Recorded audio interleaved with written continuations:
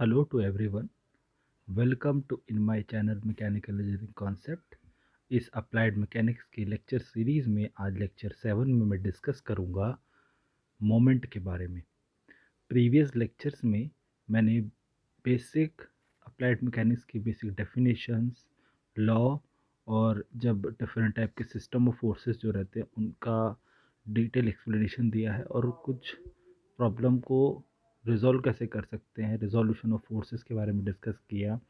Law of polygon का theory पढ़ा और पैरेललोग्राम का थ्योरी और उसका डेरिवेशन देखा, उसके इक्वेशन का।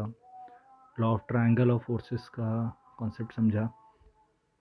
उनके न्यूमेरिकल्स इन बेसिक टॉपिक से ख़त्म होने के बाद एंड पे प्रैक्टिस प्रॉब्लम के तौर पे हम सॉल्व करेंगे। अभी हम पहले बेसिक सारी थ्योरीज देख लेते हैं, कुछ जो बेसिक इंट्रोडक्टरी थ्योरीज हो सकती है मैकेनिक्स की, उसके बाद आगे बात करेंगे। सो मोमेंट के इस लेक्चर में अभी हम बात करेंगे कि मोमेंट की डेफिनेशन क्या होती है। My name is Kunal Dewangan. चलिए स्टार्ट करते हैं लेक्चर। सबसे पहली चीज़ क्वेश्चन अराइज होता है मोमेंट टॉपिक होने, तो मोमेंट होता क्या है, मोमेंट की डेफिनेशन क्या होती है। When a force caused an object to turn, अगर कोई फोर्स ऑब्जेक्ट को टर्न करने के लिए कॉज करता है, टर्न करता है, this turning effect is called moment. मतलब जैसे सपोज एक रॉड है, एक रॉड आप मान लीजिए इस तरह का सेक्शन है रॉड, उसका कुछ डायमीटर डी है। ओके, अगर आप उस रॉड को इस एंड से पकड़ लेते हैं, इधर से आपने पकड़ लिया उसको एक हाथ से, और अगर आप उस रॉड पे अब फोर्स लगाते हैं, अगर उस रॉड पे मैं इस फ्री एंड पे या कहीं पर एक फोर्स लगाता हूँ कुछ पी अमाउंट का, तो होगा क्या, कुछ टाइम पीरियड बाद आपको दिखेगा कि वो रॉड इस तरह से बेंड कर जाएगा। ओके, तो ये जो टर्निंग इफेक्ट हुआ, टर्न किया रॉड इधर से इधर पोजीशन पे, ये टर्निंग इफेक्ट ही मोमेंट कहलाता है। और ये किसके ऊपर डिपेंड करेगा, ये डिपेंड करेगा फोर्स, और फोर्स उस फिक्स्ड एंड से, जिस एंड को आपने पकड़ा हुआ है जोर से, उससे कितना डिस्टेंस, फोर्स और उस डिस्टेंस का मल्टीप्लिकेशन जो है कहलाता है moment. The rotational effect produced by a force is known as a moment of force. Moment of force क्या होगा, जो रोटेशनल इफेक्ट प्रोड्यूस कर रहा है force is known as moment of force. Moment of force कहलाएगा जो rotational effect produce कर रहा है। और जब फोर्स जो है किसी ऑब्जेक्ट में टर्निंग इफेक्ट को प्रोड्यूस करता है तो वो कहलाता है moment. Moment is a product of force multiplied by perpendicular distance. जैसे मैंने बताया, ये आपका रॉड है, आपने इस एंड को पकड़ा और इस रॉड की कुछ ना कुछ लेंथ होगी एल, आप कहीं पर एक फोर्स लगाएंगे पी, तो पी इंटू एल इसका जो प्रोडक्ट होगा वो कहलाएगा मोमेंट एम।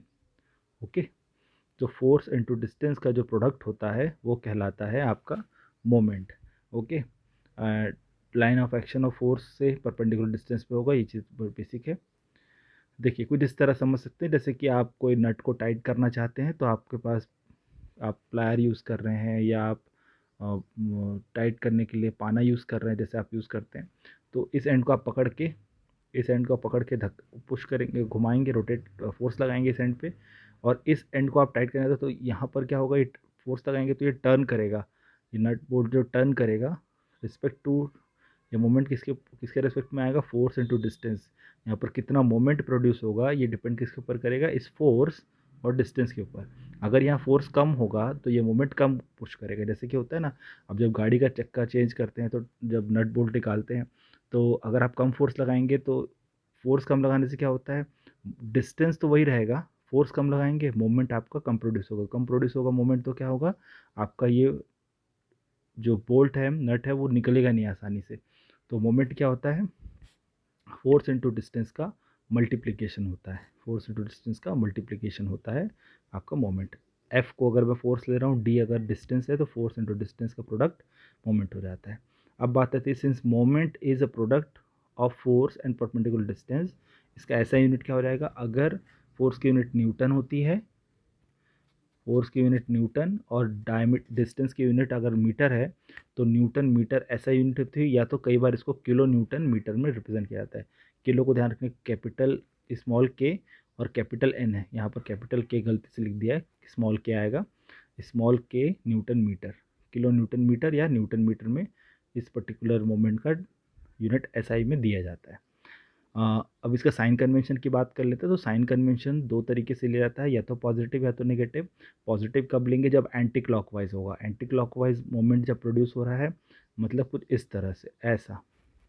क्योंकि जब भी आप देखेंगे आपका रॉड, आपका बीम, या जैसे कोई बीम है, कुछ इस तरह से बीम अगर डिफ्लेक्ट करता है, तो बीम अगर इस तरह डिफ्लेक्ट करता है तो क्या होगा? आपका मोमेंट इस तरह से लग रहा होगा।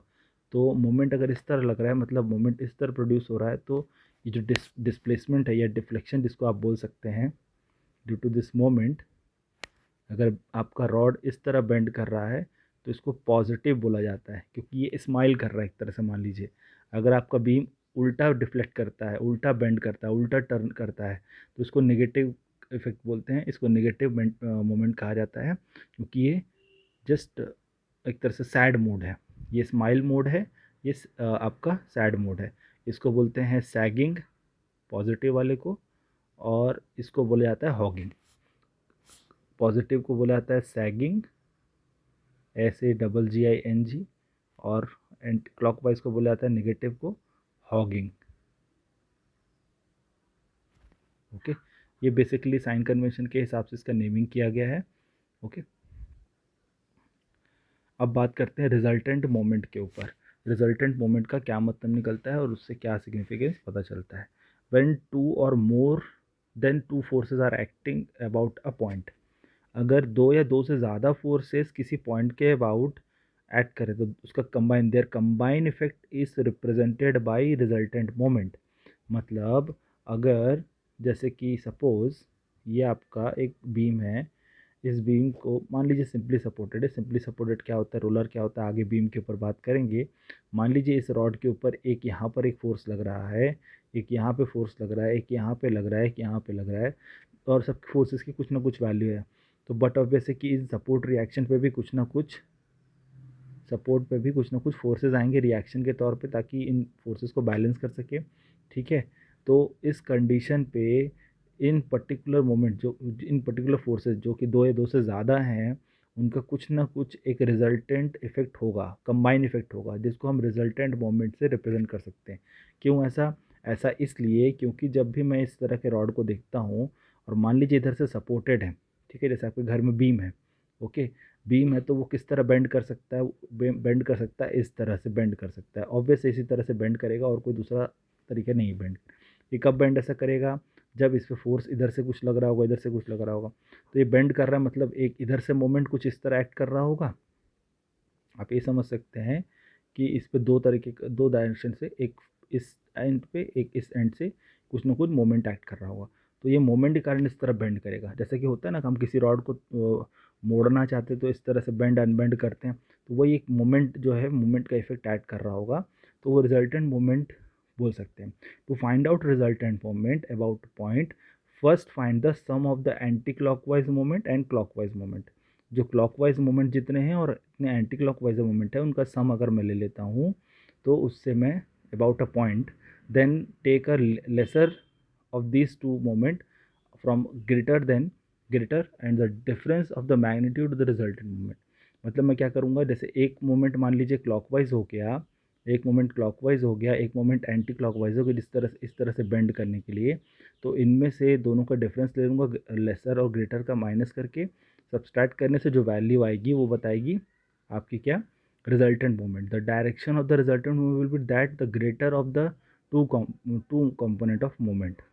तो जो ग्रेटर वैल्यू देगा उससे आपको ये बता सकते हैं कि साइन कन्वेंशन, रिजल्टेंट का डायरेक्शन क्या होगा। मतलब ये है कि देखिए, एक छोटा सा डायग्राम से इसको समझते हैं। मान लीजिए ये इस तरह का बीम है, थोड़ा बड़े लेवल पे, आप इधर से सपोर्टेड है। अब मान लीजिए एक फोर्स इधर से लग रहा है, एक इधर से और एक इधर से, और इधर से दो एंड से सपोर्ट है, दो एंड से सपोर्टेड है, तो सपोर्ट रिएक्शन भी आएगा। और आपको पता है कि इस तरह का बीम कुछ इस तरह से ही बेंड करेगा। इस तरह से बेंड कब करेगा? इन फोर्सेस को अगर मैं रिप्लेस करना चाहूँ मोमेंट के फॉर्म में, फोर्स इंटू डिस्टेंस है, तो इस तरह रिप्लेस कर सकता हूँ। तो कुछ ना कुछ क्लॉकवाइज, कुछ anti clockwise movement each forces के रेस्पेक्ट में आएंगी।